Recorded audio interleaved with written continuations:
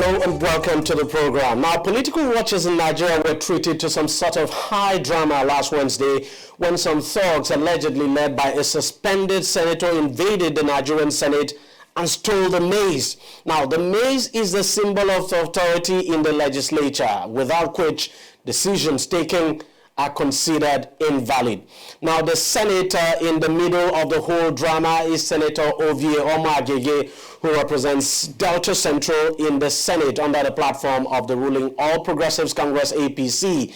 He had actually been suspended for taking the Senate to court over a matter having to do with a bill on the reordering of the sequence of election.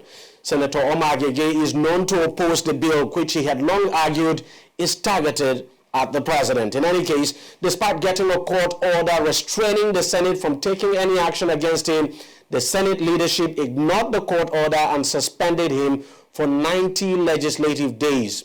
Obviously not taking it, the senator appeared at the Senate chamber last Tuesday for the day's plenary. He went into the chamber with a group of men who at first looked like his aides. And it was in the process of the plenary that the drama actually happened, with one of the men who had accompanied him into the chamber now dashing for the maize and made away with it without much interruption. The incident initially caused some commotion at the National Assembly, and a statement from the legislators hours after describes the event as a treason and an attempt to overthrow an arm of the federal government of Nigeria. Senator Omagege was later escorted out of the National Assembly complex by the police, but was released the same day. A statement from his office the next day denied the accusations that he had led the invasion of the Senate, vowing that he would continue to attend sittings of the Senate. He has now gotten a court injunction preventing the police and the DSS from arresting him. Now, in the midst of all of this, the maize has been recovered and returned to the Senate. The police says a passerby found the maize under a flyover in Abuja. The Senate has now summoned the Director General of the DSS and the Inspector General of Police over the matter. The federal government has also ordered a probe into the incident. The probe is expected to look into the security breaches which led to the invasion, and of course, security at the National Assembly complex has now been reinforced. Joining me now to discuss this issue in the Nigerian Senate, I have Libros Oshoma, who is a lawyer and a political analyst, and I also have Jalingo Agwa, who is the publisher of Cross River Watch. Gentlemen, thank you very much for coming on the program. Libros, let me start with you. Just give me your own take on the drama we saw in the Senate now on Wednesday. I mean, when we saw, that brazen action now of, I don't know whether to call it stealing the maize now and taking it out of the National Assembly complex. Somebody asked me, that was last week, next week on DEJI360, what are you going to discuss? I said, don't worry, the week we provide the topic. And truly, I wasn't disappointed when the week provided the topic, but it was quite a big topic. I'm telling you, it was shameful, disgusting, and then it's not something we should be laughing about. But like they say, actions and reactions are equal but opposite. If the Senate itself did not prepare the ground for what played out, I don't think what played out should have played out. Even though we condemn it, but then we also need to also... No, definitely. We're definitely going to talk about that. But is it not a surprise? Because, I mean, each time you see the senators come into the chamber, they usually don't come with their aides.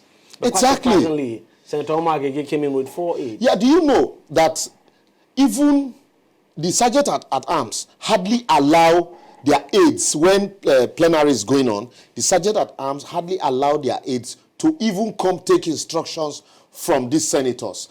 In most cases, not even the outer lobby, they meet them, not even the inner lobby, they meet them at the outer lobby. You can only sit at the gallery. But in this case, that they came in with Senator Omagege, and the sergeant at arms said that they said they were with him. And then, we were not also informed that Omagege turned around to say, no, these people are not with me. And then they walked in, and then the scuffle, they actually first created, the the first scruffle at the entrance door, and then we saw chairs and all of that.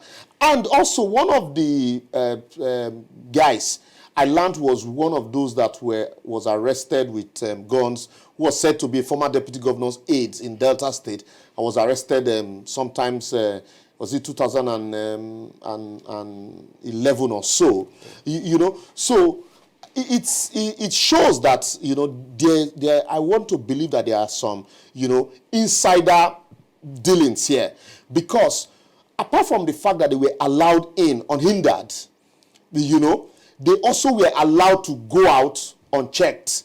They took the maze to the outer. You would have thought someone would have prevented. Yeah, exactly. You saw the senators, you know, paving the way. These are senators who sworn to defend democracy. But, I mean, there's no... Quickly. Doesn't that show that Senator Omar Agege may have some sympathies among the senators? Yes, he does. Because from what played out, it's obvious that there are so many senators who are not happy with what is going on, but for fear of this victimization, this suspension, and then, you know, for juicy briefs. We're going to talk about that, because it appears it's quite surprising that in the Senate now, it appears some senators are really scared. I mean, you're talking about a Senate of matured men and all of that. It's quite surprising what we're seeing, Jalingo. But tell me what your take is on what you saw. Well, I wasn't surprised.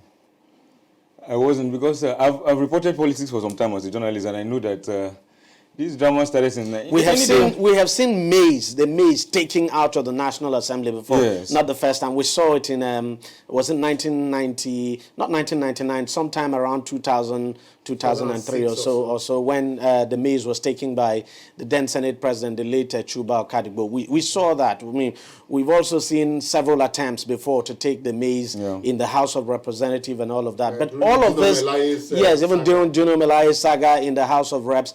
But that was, all those were orchestrated, and orchestrated now by parliamentarians themselves, but not by outsiders coming into the Senate or the House. Maybe something is slipping your mind. Twice outsiders have invaded the House of Representatives under Patricia Ete when she was Speaker. The brouhaha that led to her removal. First, people invaded the House the first day. Patricia Ete was sitting from outside. They weren't members of Parliament. And 3 days after, that incident repeated itself, and it led to the death of the then chairman, House Committee on Health, Dr. Safana. It was outsiders that invaded the House of Reps. Yeah, Safana. Yes, it led to the death of Dr. Safana, who actually climbed the table, and we found out we fell down, and they took him to the hospital, and we found out that he died. Twice under Patricia Ete, people came from outside and invaded the House of Representatives, and a life was lost. And I don't think that a maze is more important than somebody's life. That's why I said worse things have happened in the National Assembly. And all of these things have been recorded. So I wasn't surprised. It was a continuation of what we are seeing. That house is not yet populated by honorable people, that National Assembly. And so anything that comes out of that assembly, honestly, I am not surprised. I saw things, of course, 10 years ago, Dino Melaye. You saw what happened. There was a brawl. 11 people were expelled, and of course they went to court. The court clearly said that the National Assembly does not have the right to expel them. And these things will continue to happen, DG. I'm not expecting them to stop yet. They will continue to happen. But on the whole, it's an indication that where we are coming from is not radically different from where we are today. He talked about, let's look at the core issue now. He talked about the case involving Senator Dino Melaye back then, and of course they got a court judgment. And not quite long ago, we saw something in the Senate where the Senate Majority Leader at the time, Ali Ndume, for instance, was suspended. He went to court, he got a court judgment, quashing his suspension. Of course, the Senate did not abide by that, by the ruling of the court. The Senate only recalled him when the leadership of the Senate felt it was okay to recall him. Was remorseful enough. And remorseful enough.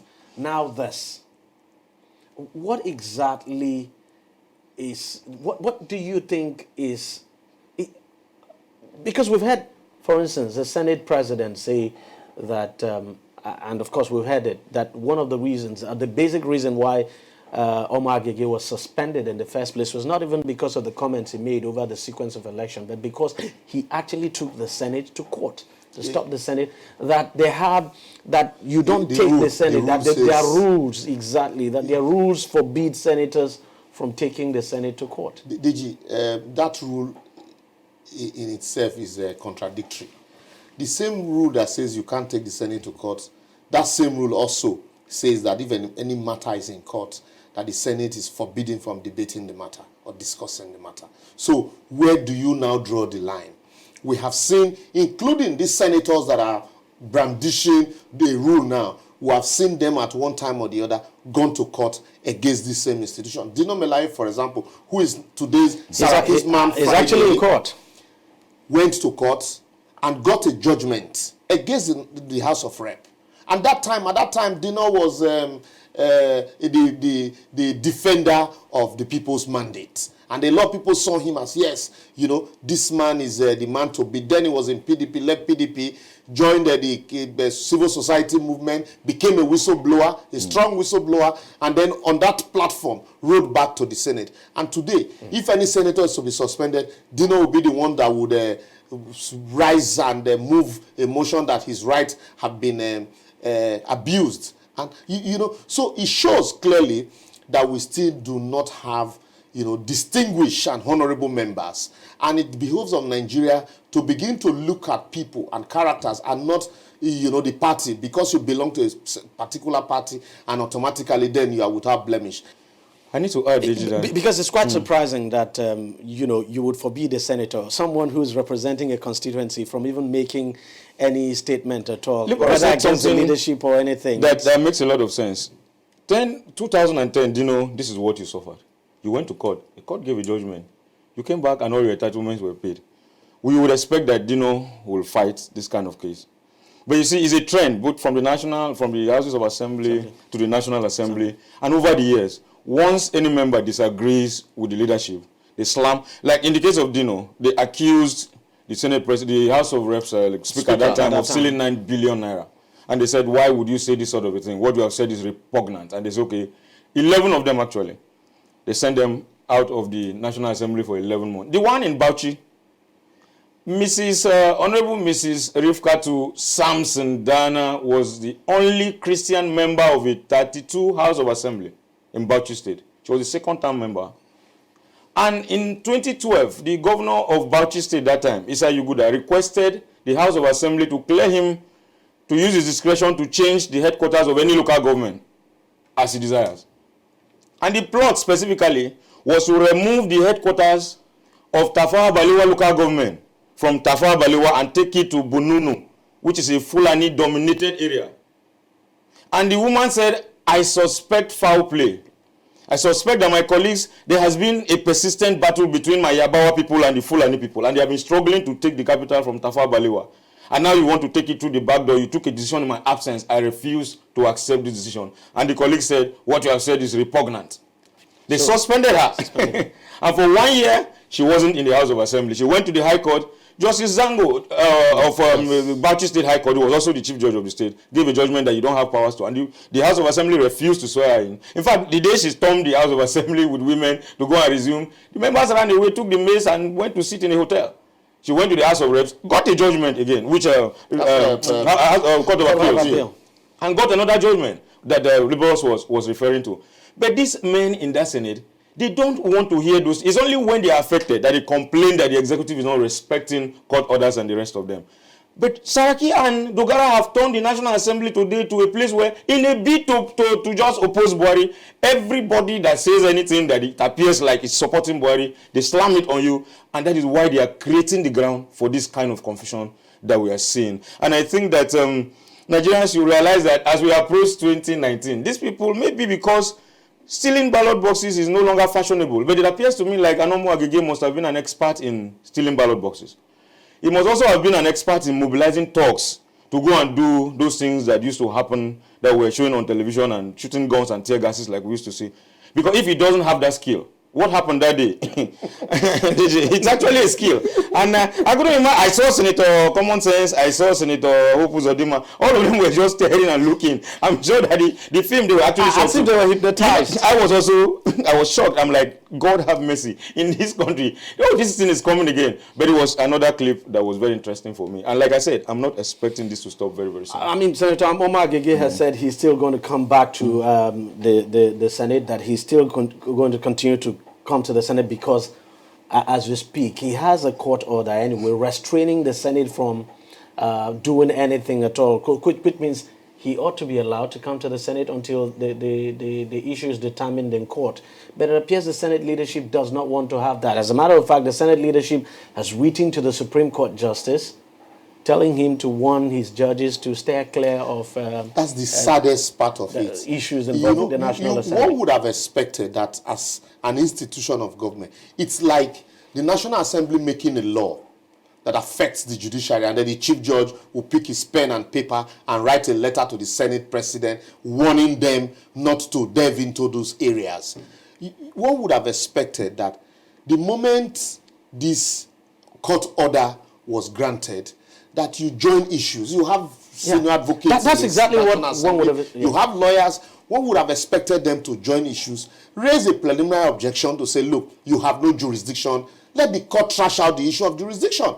But to now write a letter to the chief judge threatening that he should warn lawyers who are granting orders against the judges who are granting orders against National Assembly. Is that not attempting to cow an institution of government? So that means if I have a matter against the National Assembly now, a judge should not grant order against them because they are, above the law, and these are lawmakers. It's contradictory and it's laughable. That's why I would have expected the moment the Senate president said that he went to court. Meanwhile, the Senate spokesperson said because he granted an interview. Which one should we take? And then the man apologized on the floor of the House. Yet a committee was set up to look into the matter, and he got the information that he was going to be suspended, and then he did the right thing. I didn't know that he had these skills to mobilize. He probably would have mobilized talks to the committee sitting in the first place instead of going to court. But he went to court, and then he served them processes and said, look, I won't comment because the matter is already in the court. And by virtue of the rules of the Senate, once a matter is in court, I'm not supposed to comment. What the Senate ought to have done would have been joint issues. But the Senate is not in an attempt to cow and gag senators, they went ahead 180 days. 180 legislative days, DG. Would have gone into the election. That's almost like Dino Melaye's case. has been denied of representation. Dumaegbe raised a point of order that the Senate had been brought to disrepute by the publications in the newspapers that the Senate president and Dino Melaye imported bulletproof vehicles with forged documents, and that as a senator that he feels insulted with such report, they should be investigated. If truly that report was false, don't you think that newspaper would have been invited to the floor of the Senate to come prove where they got such false information, or that the Senate president would have even got to court for a newspaper defaming his character? But rather, what happened? Senator Alim Dume was hurriedly suspended. That, oh no, you shouldn't. You are trying to bring the leadership of the Senate to disrepute. That alone had gagged other people, irrespective, in spite of these court orders, that the Senate consistently had refused to obey court orders. And so what are you telling people? That tomorrow you can make laws, and the National Assembly says, the executive says, we won't obey the laws. Are we not breeding, chaos and anarchy? Are we not telling, Nigerians that there are some people that are above the law? Jalingo, I want you to react to this. I mean, a lot of people, and you have said it here, that, the Speaker of the House of Representatives and this President of the Senate appeared to, they appear to be extremely powerful now. And you look at a House, for instance, this House of 360 members and a Senate of 109 senators. How were these two men able to become so powerful that, others can do nothing or say nothing. As a matter of fact, you dare not move against any of them, and you just get suspended. It wasn't always the case. Well, I think it has always been the case. Like I told you, right from 1999. It has always been the case. And like, does it mean senators or House of Rep members do not even understand the powers? They don't understand their powers. And the powers. Let me give you an example. The person, with due respect to my state governor, who is the governor of my state now, when he was senator representing Cross River North, he was a first-time senator, young, vibrant, and the first time they muted the idea of death sentence for kidnappers in the Senate, he raised his hand and made a statement that became very famous, that they cannot sit down here and legislate death sentence against kidnappers when they are sitting down here and collecting millions of naira every month. And the Senate President, David Mark, then shut him down. With due respect to his privacy, I was having a private discussion with him not long after then, and he told me that after that incident, that he called him to a corner and gave him a lecture on how to talk in the Senate, and reminded him that the floor of the Senate is not a student union congress where you come and speak English. And the rest is history. I'm just trying to say that it has been the tradition. They coach you how to talk. You must learn what they call parliamentary ethics, what to say and what not to say. And the moment you say what these gladiators don't want, they get you out of the place. They must find a way to deal with you in a manner they are doing. And DEJI, I thought about all this morning. I just said it here that I'm not surprised. But deep inside of me, I feel pained. I feel pained because even these people who went and took that maze, nothing will still happen to them. I'm telling you the truth, nothing will happen to them. They have shown their pictures everywhere. The police will not do, even if they arrest them, they'll take them, grant them bail, will look for somebody somewhere, pay money, and they will leave them, they will go home. They just told us here that one of the fellows was arrested some time ago with guns. You understand? And then that same man that was arrested with guns, you would not expect that you see him in the National Assembly going to hijack ballot box, a maze. So you know that somebody somewhere is playing the music and they are dancing. But my pain is that in the past 2 weeks alone, DEJI, we have buried two comrades, Comrade Wale Salami and Comrade Revo. These are foot soldiers like us, like me, who worked and suffered. They died because, I will use the word, it was poverty. These are people that suffered, paid the price, spent time in jail, did all these things to make sure that this democracy come. I don't want to mention Falanos, people know those ones. I'm talking about the foot soldiers. Those of us that people were not seeing. And today, these are the characters that are running a democracy, that were busy burning tires on the road and receiving tear gas. These are the characters. The blame is squarely ours. Yeah, because you refuse to take the blame is of... squarely ours. That is the reason why this sort of human beings will go there and be telling us about democracy. The other day, David Mark was trying to lecture Professor Olusoyinka about democracy. And when I see these men on television, I laugh and we keep asking, why did we get to this point? But as somebody that is very optimistic, I am still very hopeful that the table will turn. Libros, how do you think this is going to end? How? Because obviously, Senator Omar Agege is a lawyer, and he feels he's standing firmly on the side of the law. And obviously, he's going to continue to go there. You see, the way that you've already seen the signs of the end. The Senate on Wednesday had to step down the controversial acts. The reordering of elections. Yes, the Section 25 actually is the issue here. One would have expected that you just expunge that Section 25, but no, they stepped down the entire act, both the good one and the bad one. And so that's the beginning of compromise.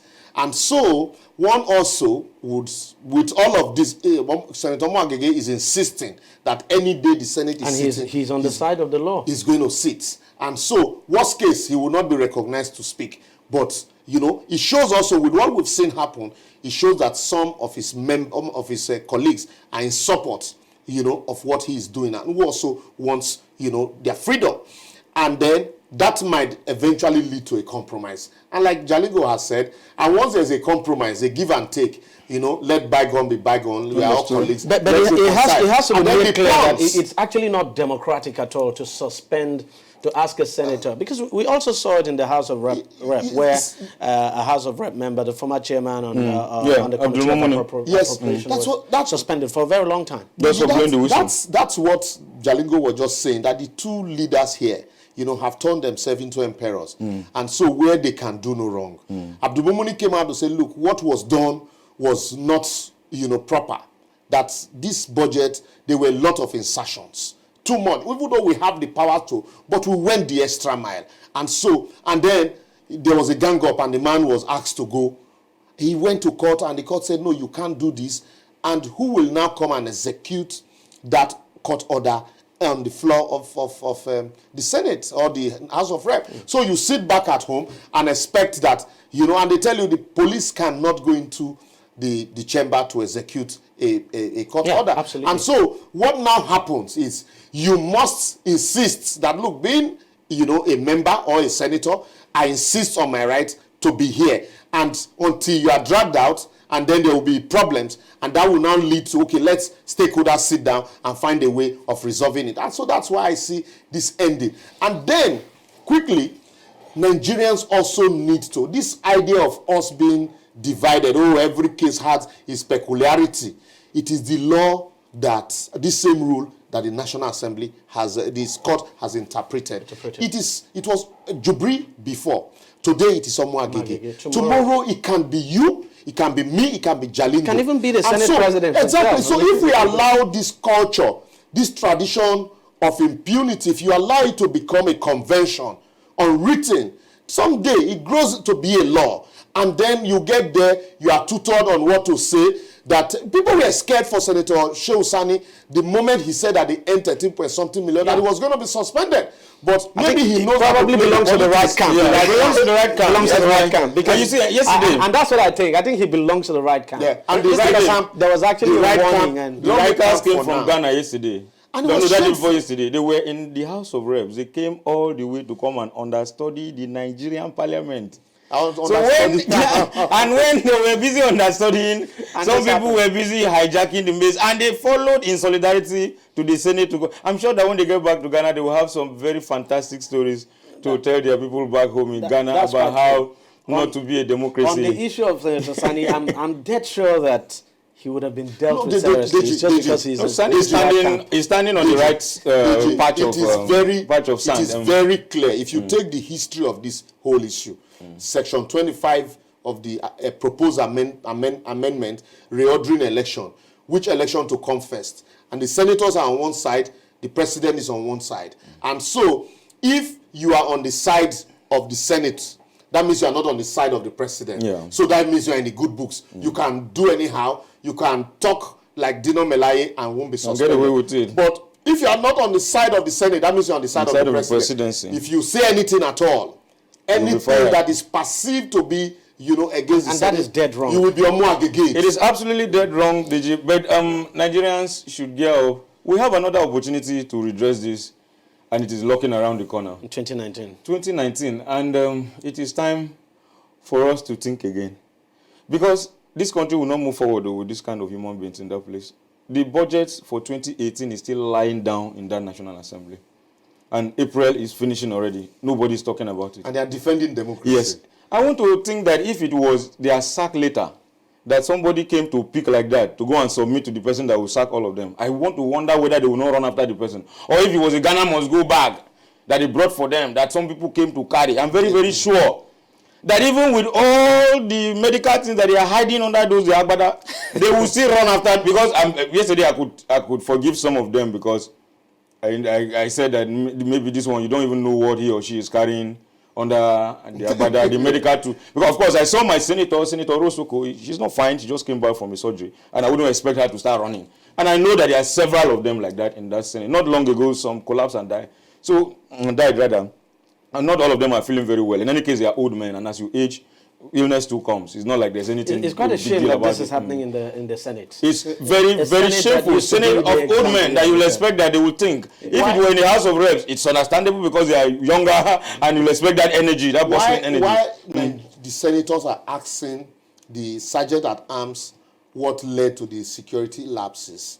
Nigerians should be asking the senators why they could not stand to defend the maize, which was a symbol of. Because common sense would have even put his leg. That's what Senator Bruce. The way that man was at running, that point, common sense one would have expected that somebody would grab him from behind, or throw a chair along his path. Even, but nothing. It's either of two things. 13.5 million is very sweet. Nobody wants to die and leave that money. Or secondly, they all knew that this was going to happen. And so some of them that have been silently praying that something like this should happen, so at least it will give them opportunity to renegotiate this suspension rule, you know, so they should just allow it. The only reason why anybody would even contemplate the idea of going to take this maize is just because there's a precedent. I mean, too many. Exactly, that's what I'm saying. Even in the State House of Assembly, we've had it everywhere. That's Wednesday. That Wednesday, what I learned initially was that the people from his constituency were going to protest at the National Assembly. They came back for the plenary, came back with another maize. Holding that plenary now with another maize, you're a lawyer. Yeah. Does it in any way render that act a nullity? No, because there is no maize that is stamped or authorized or embossed with that particular authority. So any maize that is recognized. Exactly. So for all you know, there might be 10 maize that anytime they are coming, every week they use one. So the fact that, and also that's what should have informed his decision also, that look, even if you take the maize, they'll bring another one. So what will that achieve? I think it was after Okadibo that the Senate decided to create this family. That one they took it to Oshirai, and it was being guarded by a 30-feet python. Until police invaded his house and brought back the and brought it back. And then we find ourselves. Thank you very much for coming on the program. Let's just see how all of this unfolds, and let's see how it ends. But it's actually an embarrassment. It's a national embarrassment, as that an international embarrassment. Serious one. It went across the world. But of course, as you said, when you have an action, there's always a reaction. And so there's always a reason for everything. Let's just hope, maturity prevails and that this whole issue is resolved. Libros Oshoma, thank you very much for coming. My pleasure. Jalingo, thank you very much for your time. All right, we'll take a short break, and when we come back, we'll be talking about something else. On DEJI360, we don't just ask the questions. What is wrong with amending the Constitution the way the National Assembly members have been doing it? We seek answers. Constitution is constituent. Our problem is not lack of laws. Our problem is lack of the willpower to implement our laws. Answers that provide clarity. While we negotiate, we should try to make it a point that the girls must be complete. The clarity you need to make informed judgment so that you can make the right decision and take action. People are saying it is you politicians that are responsible for this, that you are the reason why this is happening. All these dollars that call themselves governors in this country. I wish we had people like Tony at the National Assembly. God forbid that I go to join that planet. DEJI360, providing clarity to issues.